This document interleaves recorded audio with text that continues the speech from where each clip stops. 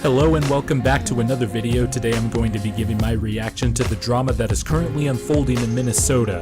3 weeks after Jimmy Butler requested a trade from the Timberwolves, Butler returned to Timberwolves practice today, and according to ESPN's Adrian Wojnarowski, the practice was basically a dumpster fire. Butler was basically targeting everyone verbally during the practice, but mainly head coach and president of basketball operations Tom Thibodeau, general manager Scott Layden, along with the Wolves' two highest paid young players, Andrew Wiggins and Karl Anthony Towns. More details have been coming in as the day has unfolded, including this bit of info that ESPN's Amin Al-Hassan dropped on the show, The Jump. Give up just this little more. Okay. I heard that he took the third stringers and he beat the starters. Oh, oh. Okay, that's a slap in the starter's face. But coach, this is.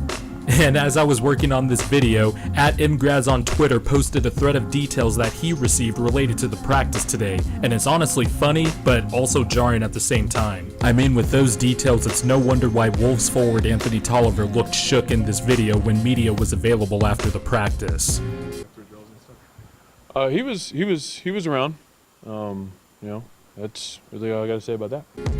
When Butler requested the trade 3 weeks ago, reports came out that the trade request had nothing to do with Karl Anthony Towns or Andrew Wiggins. No one, of course, fully believed that, as it was well known Butler had serious issues with both Cat and Wiggins. But after today's bomb from Woj, it makes things that much more clear that the beef between Butler, Cat, and Wiggins had a huge part in Butler's trade request. According to a follow-up tweet from Woj, Butler told Scott Layden, "You bleeping need me. You can't win without me." Butler confirmed most of Woj's reporting in a clipped interview with Rachel Nichols that is currently on SportsCenter's Twitter page. And well, he's not wrong. Look at Butler's on and off numbers last year. The Wolves were a legitimate team in the Western Conference. The Wolves were the 3rd seed with a 36-25 record before Butler hurt his knee against the Rockets on February 23rd. In those 17 games that Butler missed, the Wolves were 8-9, and the offensive and defensive rating dipped. Butler is not only one of the best two-way players in the NBA, he was a legitimate MVP candidate before his injury. Regardless of that, however,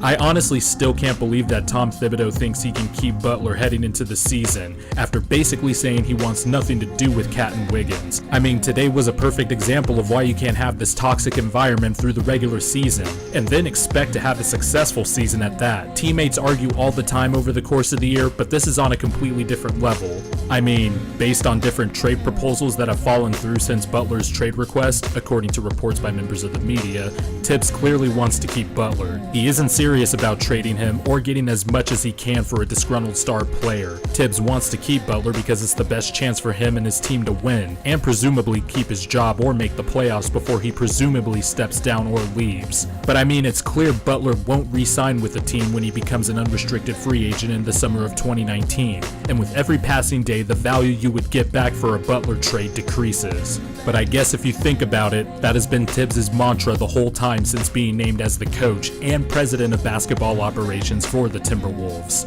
Wanting the short-term results, damn the long-term approach. Playing short rotations, playing players too many minutes a night, and signing good old familiar vets to make a zombie version of the 2011 Chicago Bulls team, despite whether or not they fit basketball-wise. And on top of that, not giving the younger players more rope. Outside of the Butler trade, I honestly don't know how anyone can say that Thibodeau has been good for the Timberwolves, and I can't see how this isn't his last season in Minnesota. One thing is for sure, this is yet another example of why we can't have a coach who is also a president of basketball operations ever again.